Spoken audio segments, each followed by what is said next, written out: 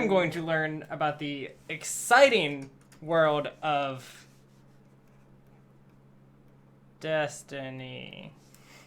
Yay! Yay. It's that game that you've played before, but you still know nothing about. Yep, I played it for a little bit. Let's take a quick look over and see. Let's see. Friends. Yeah, let's see what my what my library says. I bet it's not many. You have 13.3 hours on record. Yep. Nice. Hey, you want to know how much Nice. I could hear while I was doing that?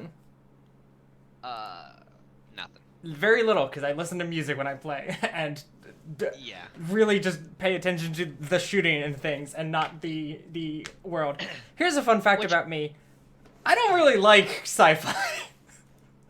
Honestly, the way Bungie works, the guns feel so good and the abilities feel so good that really you could enjoy the entire game without knowing any of the lore, because yeah, because the gameplay is guns good. The gameplay is real good.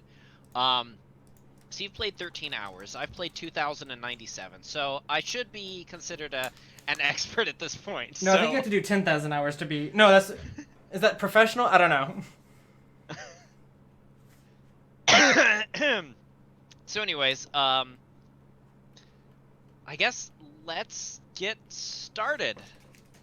So the way I'm gonna do this is we're gonna tell the story of humanity, and we're gonna start before Destiny 1. So late 21st century. Is this on my creatures list? No, this is, I guess, on your Destiny 1 list, or... Cool. We'll start with Destiny. We'll start with Destiny. We'll do Destiny 0. So, late 21st century. Humanity's kind of the same as now, and, you know, we've progressed a little bit further. We can send people to other planets, but we don't really have, like, a good space system. Is it 21st? 21st century, yeah. Our current century. And then they found out, or they noticed that there was this big thing on the Mars. And it was this giant sphere, and we had no idea what it was, so we sent a group of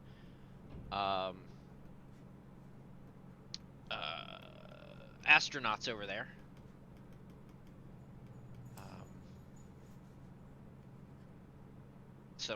There was like a Chinese person and a Russian person and American and someone else. Oh, I just drew one of the characters from Okay, yeah, no, that's perfect. Yeah.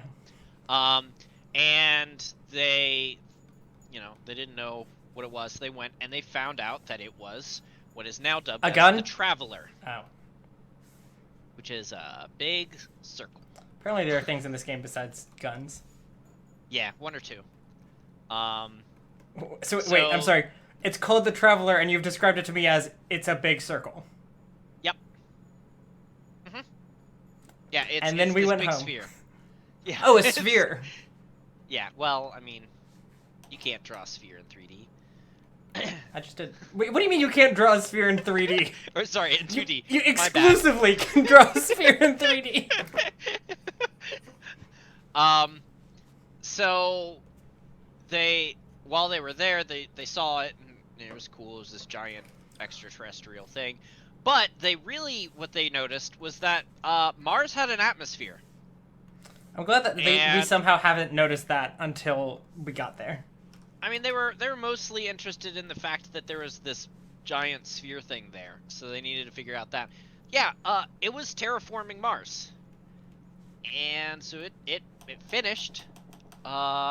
It brought rain to the planet. It also, because of the way it works, it like affects your brainwaves and stuff, and it teaches you new technologies, and so thus began the golden age of humanity.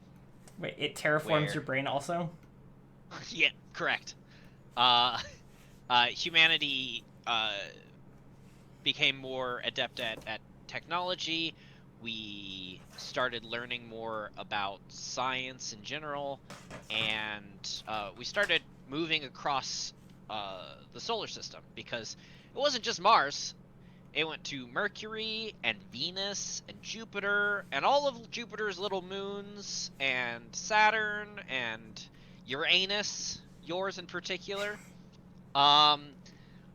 It terraformed the asteroid belt. What? Yeah. So, So that's a bunch of little shitty tiny planets. and by full terraform, I mean the So now there's grass the on them. Saturn, its largest moon is Titan, has a it has a liquid. It is a ocean planet, but the ocean is liquid methane, which not good to touch. No. However, because of what it had done, you can now like go there and float around on it in a boat and not die. But it's still liquid methane? Yep. I don't think that's how Space terraforming magic. works. Space magic. So that, happened a bunch. There was, progressed all across the world. It was working on Mercury at the time. And then the darkness appeared. And at this point, nobody really knew what the darkness was. Humanity had made like really sophisticated AI that they called it a war mind, and the war mind Rasputin. Rah rah Rasputin.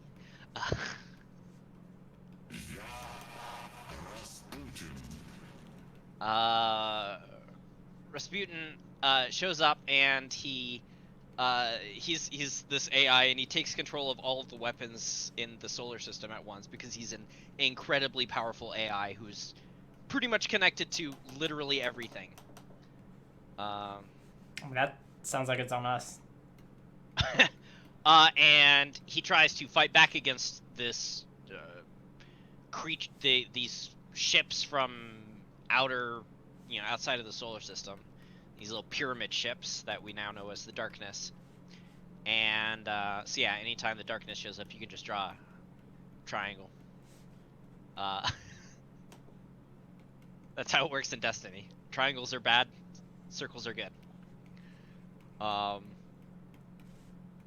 And Rasputin tried to used every single one of Earth's weapons against it, and nothing happened.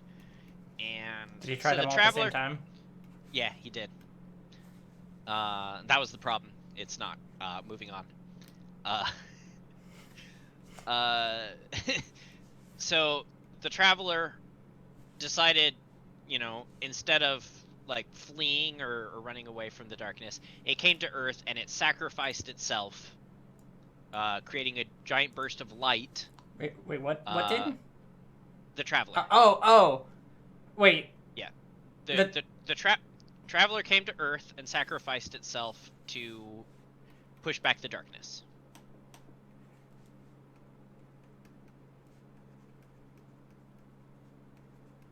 So, circle greater than triangle. I say greater than or equal to because we don't know if they actually died, or at least Correct, I don't. Yeah.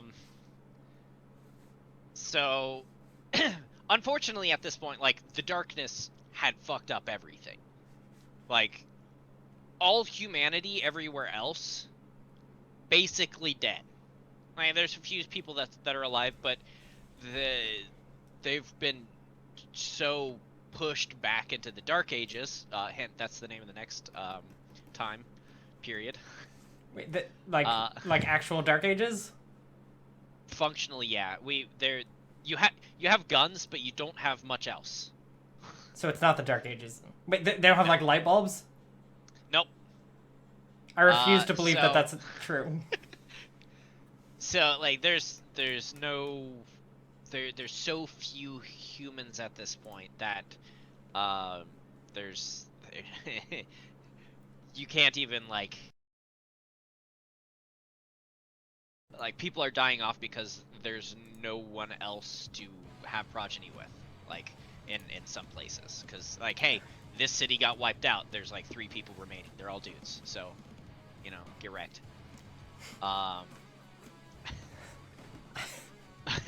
What are the So, what are the chances? It's almost like it was had to be written like that. So Dark Ages, the darkness has been pushed back, but the Traveler kind of dead. But in its last breath, basically, if a giant Sphere. machine-looking kind of sphere breathes, it produces ghosts. And ghosts are these little machines that control the light, which is a paracausal power. All right. So, the definition of paracausal means adjacent or beside, outside of the physics of cause and effect. That's not possible. Well, I mean, to go back further, don't really need to do this yet, or at all. In the beginning, before time existed, there was 2 people in a garden, metaphorical garden. Wait, hold on. And I thought we weren't going to start with the beginning of humanity. well, I mean, you asked for it, so I'm giving it to you. Before the beginning of everything, there were 2 entities in the garden. There was the gardener and the I feel like thresher is the right term. I don't remember exactly. Reaper, maybe. And they worked together. You know, the gardener produced things, and the reaper, you know, took them down if they were too weak or they reached their time. And the gardener didn't like this, so the gardener noped out of fake existence and created reality and became the Traveler. And the Reaper decided, hey, well, if you're going to do it, then I'm going to do it too, and became the Darkness. We'll get back to that later because it creates other things. So, it's you know, one of the beings that created all of everything. So, ghosts come out of the Traveler, and they have light, and they go around, and they help humanity, but also they have the ability to, with the light, raise people from the dead, which creates what's later known as a guardian. But right now is just a light bearer. So one thing about guardians, as I'll call them from now on, they lose all of their former memories. Yeah, ghosts are high-level clerics. So you're raised to life. You now have these special light powers. You can tap into the light within you and through your ghost, but you are basically a zombie. I mean, you can think, you can move, and you can do your own decisions and stuff, but you don't have any memory of who you were. And also, you kind of can't die, because if you die, the ghost just brings you back. So, unless your ghost dies, in which case, you're dead. What if a different ghost brings you back? They can't. Why not? No memories. Hand waving, but like there's a frequency to the light, and each ghost is tuned to a different one. Moving on. Because we have to. So what'd you say? Go on. Oh. So the the collapse happens, these ghosts come out, and the light bearers that show up are now gifted with unimaginable power. Sorry, what are the light bearers? what'll later be called guardians, people that the ghosts bring to life. Okay.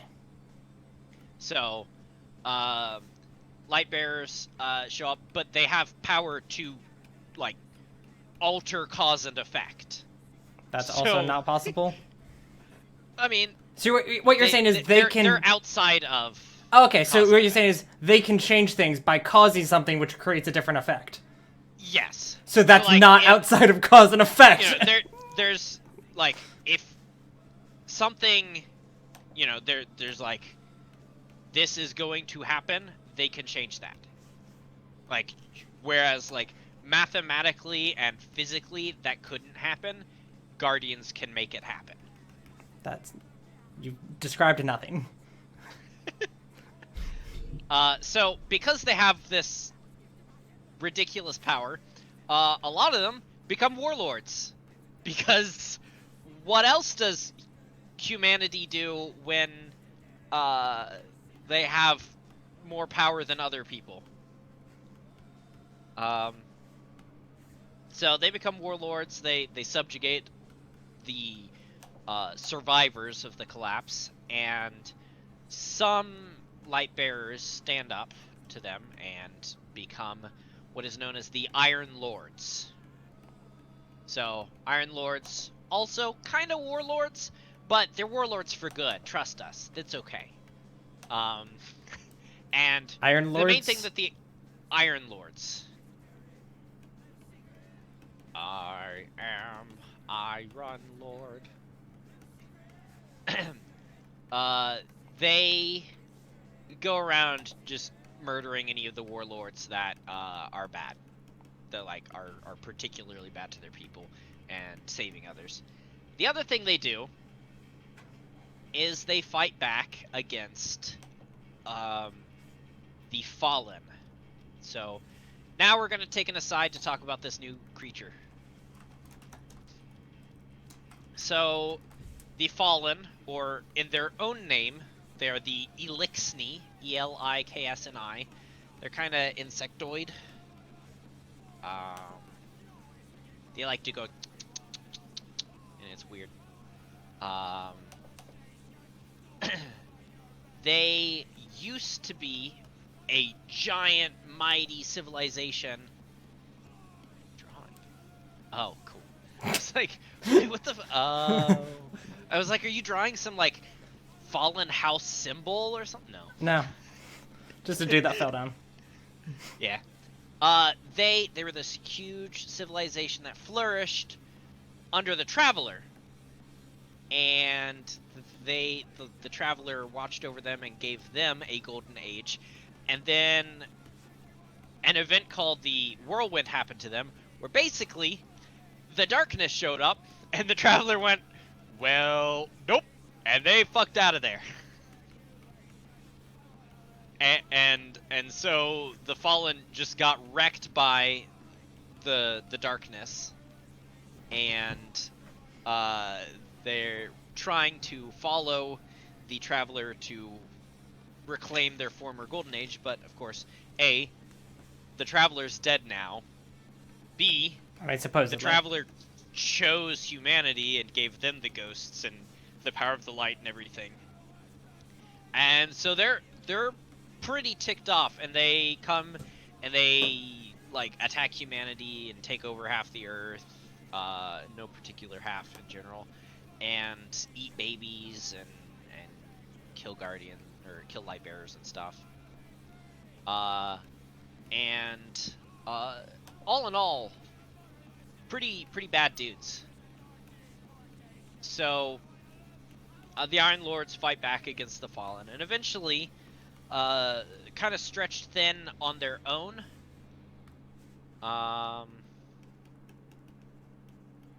Basically vaguely evil. I mean, yeah. Yeah. So eventually, you know, they can't do anything on their own, so they group together to create the last city. So this is the last safe city of Earth, and they fight a series of wars against the Fallen,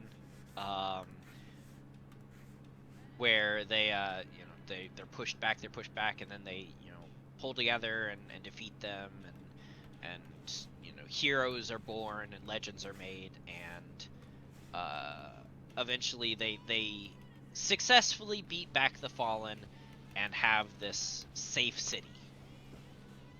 And now that they have the city, all the good light bearers tend to flock there, and Oh, they're light bearers now, the and not Iron Lords and Warlords. yeah, now the light bearers go there, and they become guardians. So they are now guardians of the last city. So now I can just use guardian from now on. Thank God. Yeah, for real. And then Do they have a symbol? Are they squares? Are they squares? No, I mean they're pretty square, but see what symbols can there be? you could draw the Destiny tricorn. I don't know what that means. I'm already using triangles.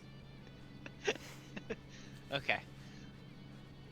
So they become guardians, and they sorta at this point tend to divide into their own niches. So there's the Fallen, which are the sneaky, jumpy, lonesome boys. The who? Sneaky, jumpy, lonesome boys. The name? Hunter. You said the Fallen. Oh, sorry. My bad. And I was just like, are we reusing that name already? No. No, Hunters are the sneaky, angsty, lonesome boys. Then there's the Titans, which are the ones who actually built the last city, because they're walls. Like their job is to protect and be beefy muscle heads. And then there's the Warlocks, who are rogues, fighters, and wizards. Got it. Yep.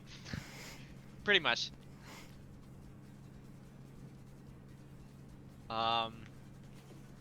Yeah. So there's a quote in the game from one of the remaining Iron Lords that talks about, we had warlocks back in my day too. We called them smart people. Okay. So they found the last city, and it grows, and during this time it's governed by the Speaker. And the Speaker nominally talks to the Traveler. Or listens to the Traveler, as it may be. Wait. He speaks for the Traveler. But the Traveler's dead. You said the Traveler was dead. Yeah. You said the Traveler was dead when we went into the Fallen. The Traveler's kind of dead. And the other bodies are there's factions within the city, and they run under the Speaker, and there's also the Vanguard, and the Vanguard is the best three, Warlock, Titan, and Hunter. So those three work together to decide basically the military goals of the city, which is protection first. And it's at this point that the Hive attack. So we could talk about the Hive now. So the Hive isn't the buggy guys. No. Well, then this is the dumb. Hive, they have a worm inside of them. They're kind of undead-like aliens. They worship and serve the darkness, and they are super duper ancient. Like, as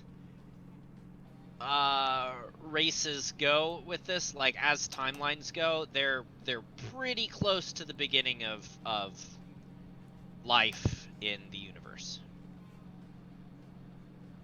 So they used to be these really weak creatures, and they lived on an ocean planet, and they got tired of being subservient and underneath the more powerful creatures that lived above them.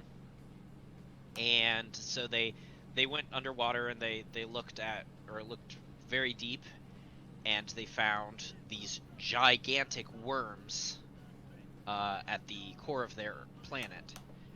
And the parasitic worms gave them their own paracausal powers of darkness. But in return, they have to kill things and sacrifice their kills for. They have to create death, basically. And the worms are. They decided to do this via war and not like raising cattle to slaughter them. Well, yeah. Weird that they jumped to that one, but okay. So. What? Why do they want death? That's what they live off of.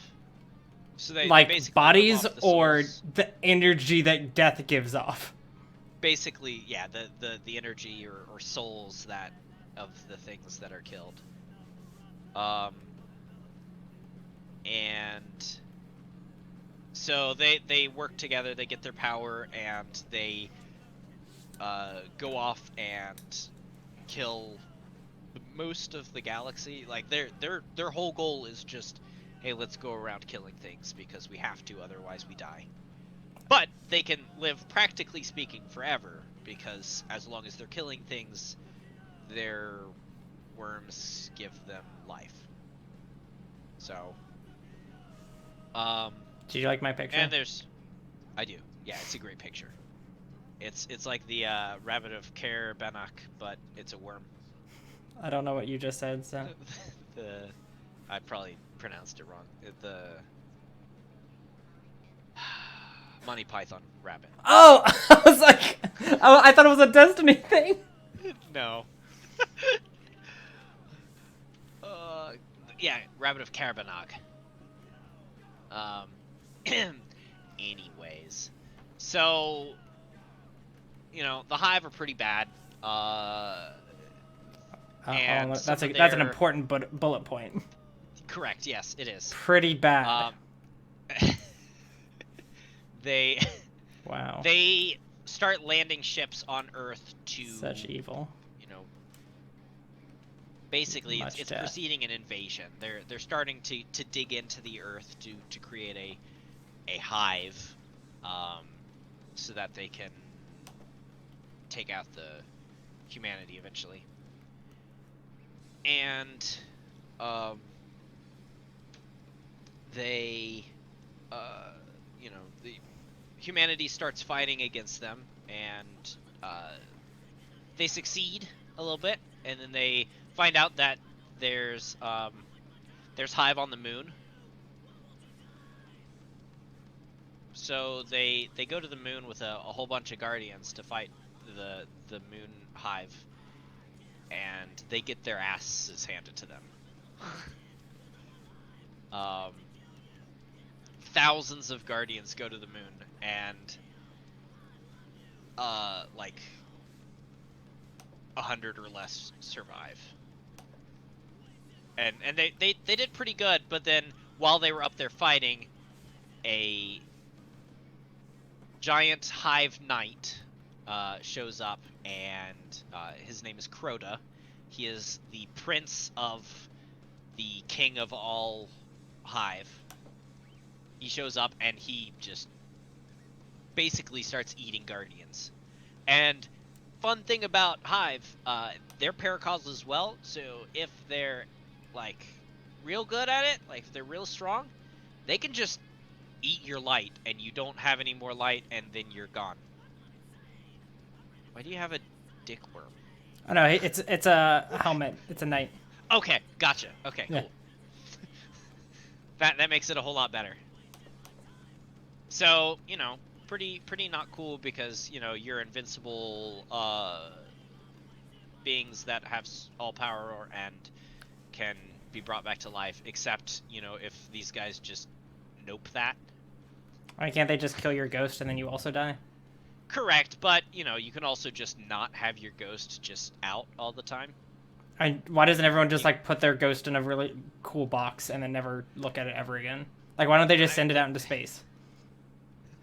Well, the problem with that is that there are things in space, so, you know, Yeah, that's not but they don't necessarily float true. around in the like emptiness of space. They're on planets. Yeah. um, Just make a stealth box. Stealth box. It doesn't show up on radar, so no one knows to go after it. So, at this point, you know, humanity decides maybe we won't go to the moon and fight these people because a ton of people are dying. And they put that off limit. And during this time, the Guardians go to the it was in here. They go to the reef, which is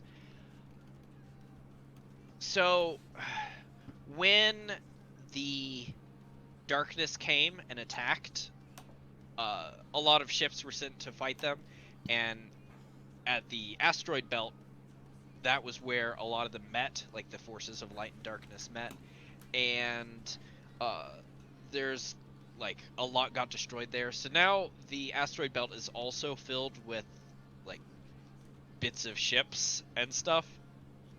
And during the initial fight, one of the ships that was sent out there, it was actually sent to go out of the solar system and colonize another solar system, was caught in the middle of this, and instead of fighting against them, they transmitted on all frequencies that they are now they're Switzerland. Who did this? Yeah, No, who? you could do that apparently. Who? This ship, which I'll get to the name of the people in a minute, because Are they humans? Are they? yes, another... these are humans. Okay. Yeah, a human ship. So the Traveler does his thing where he shoots out a giant wave of light, and the Darkness does its thing where it's just dark in general. And this ship happens to be caught in the middle of it, and because of that, the like light and dark right at the middle of this creates a singularity that sucks the ship into it, and they get an alternate universe. Which What do you mean they get an alternate universe? The humans on that ship get an alternate universe. Like they get sucked into the singularity. So they're not in this universe anymore? Not really. Like they could go back, but so then why do they matter? Well, because they do. But time moves differently in this. So these are humans. Are these humans from the future, but not? But they get stuck. Like because they get hit by both sides of light and dark, it changes them. So they are now low light. Not technically humans anymore. They are their own race, known as the Awoken, and they're humans but blue. And time moves differently there. So they live.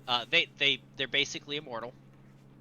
They technically could die, but they can live, practically speaking, forever. And they automatically just have powers and abilities. They're not, you know, paracausal like Guardians, but they've got space magic now. And they live for like thousands of years. And so they do. They live for like thousands of years, and during this time they go from, you know, being a crashed ship with, you know, 100 people on it or whatever, to being an entire civilization with extremely advanced technology and space magic and all of that. And finally they decide, hey, you know, we need to go back, we need to help the other people. So they do, they go back, and they show up now. So they've existed for like tens of thousands of years, and now they come back, and nope, none of it makes sense. I agree.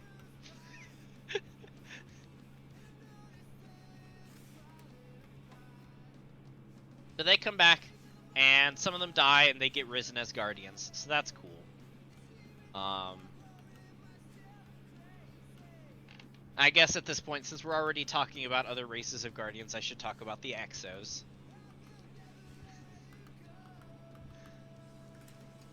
You ready for that?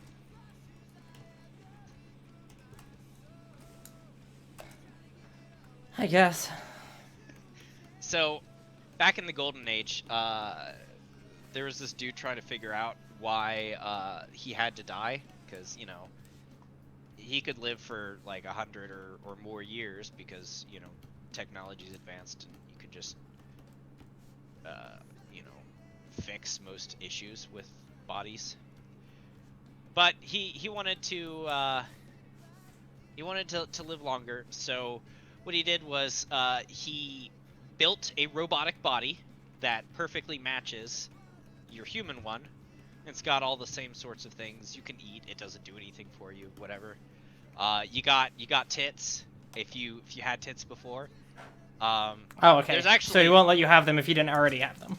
Well, no, because the dysphoria would ruin you. Unless you should have had them, in which case yeah, it probably lets you have them. That's the thing. That's where I'm getting at. It was a the reason was they figured out a way that they could transfer a consciousness from a human into another shell. Got it.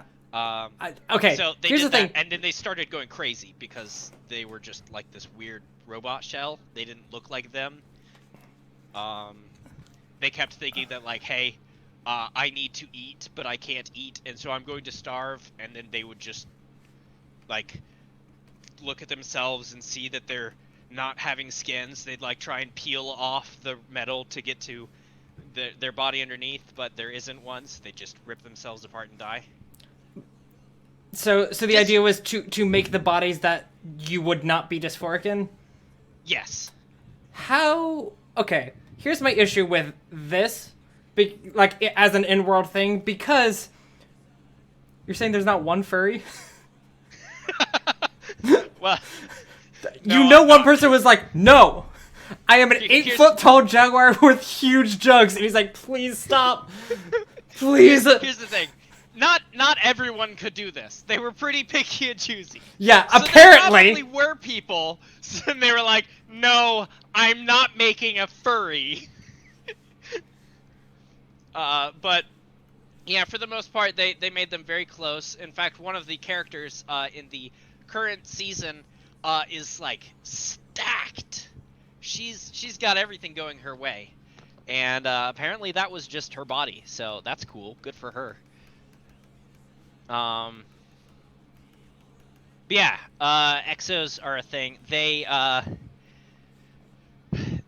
their one issue is that they over time have a built-in reset function where it resets their memories so that they don't go kind of crazy from having been alive forever and having seen all sorts of stuff. Why doesn't it just delete some of their short-term memory after a while? Or after, like, you just deletes the long-term memory that's no longer necessary?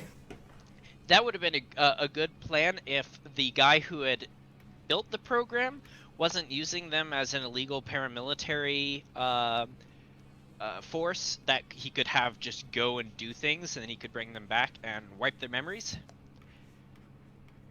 He wasn't exactly a good person at all. But yeah, he's kind of a bastard. But you know, that because of that, when you encounter an exo, they have their name and then a hyphen and then a number following it. So for example, I would be John 0 because I am actual John. But if I became an exo, I would be John 1. And then when I got reset, I would be John 2. So what you're saying is sometimes they would wake up and be like, wait, I'm John 12. What the fuck has happened to me? Like, do they not know what the numbers mean? They do. And how does that not cause them to rip their own bodies apart? There's like programs in there to stop them from doing that? Then why didn't they just install that in the first place? Limit that.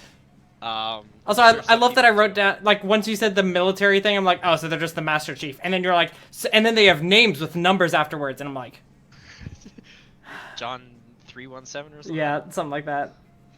It's just like... I don't Halo. So it's just fucking Master Chief. But he's also actually human-ish. Mostly. I mean, he was. He was. Halfway. So, yeah, those are the exos. And I think we've basically gotten to where we can start. Well, yeah. I guess that's a... Well, while we're at it, we'll go ahead and cover the remaining 2 big name races. So they don't show up quite yet, but we got a little bit of time, so we'll fill it up. The Cabal are space rhinos. Actually, they're Roman space rhinos would be the best description of them. They are a very military empire that expands a lot of space, and they're not really at this point hit by anything else. They're just kind of going out there to fight other things. They're not like the Fallen and the Hive, who have encountered each other and others before. They're sort of making their way in the universe, but they're not fucked up like we are, and they've got a giant military complex. So Roman Catholic space rhinos? Half of the show is just me writing things down and seeing what I can get away with without the other person noticing. Oh, I need to pay more attention now. I almost got that too.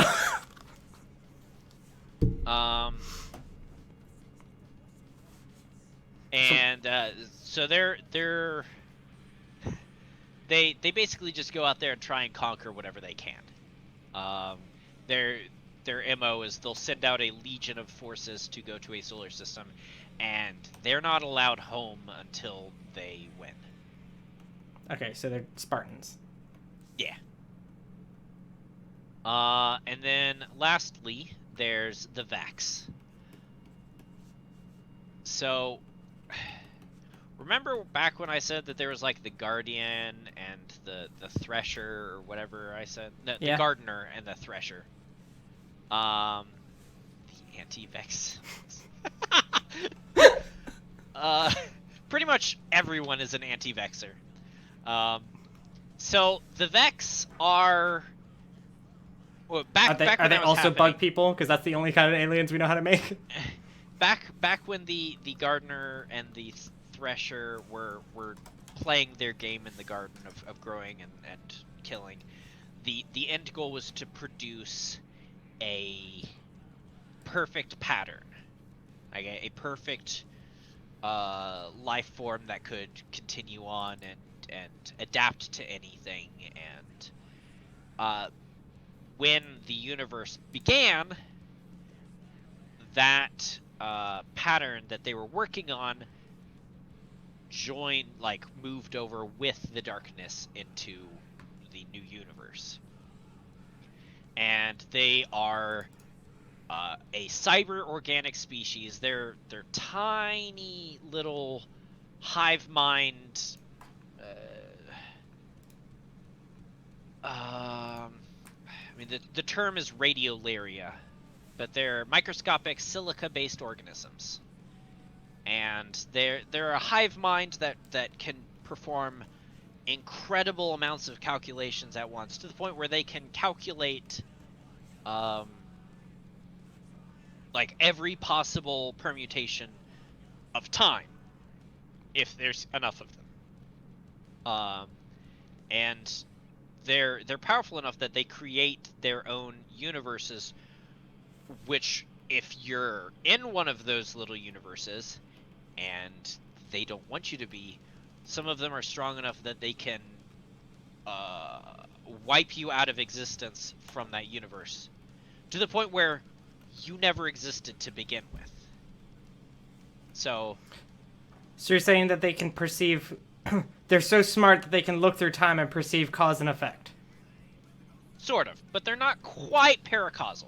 Yeah, no, what I'm saying is They- they are good at understanding what causes can create effects, and thus, that's, Yeah. As long as no one can somehow fuck with that, then they win. Oh no. Correct. What if someone could fuck with that? But they've existed again since the beginning of everything. Oh, did their little calculations come up with the fact that people are eventually going to be able to fuck with cause and effect?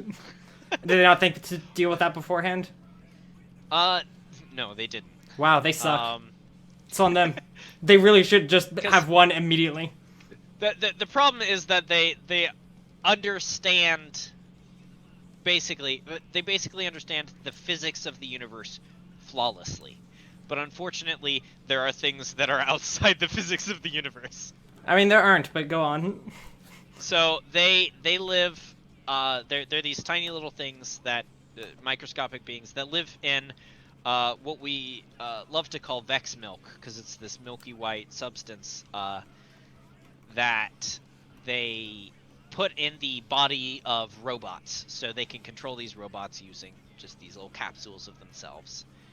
And with those robots, they're able to build great structures, and they've conquered most of the universe. But they don't really care about what's in those places. They just, if something messes with them, they mess back. But occasionally, if something scares them, they'll annihilate it. So, those are the Vex.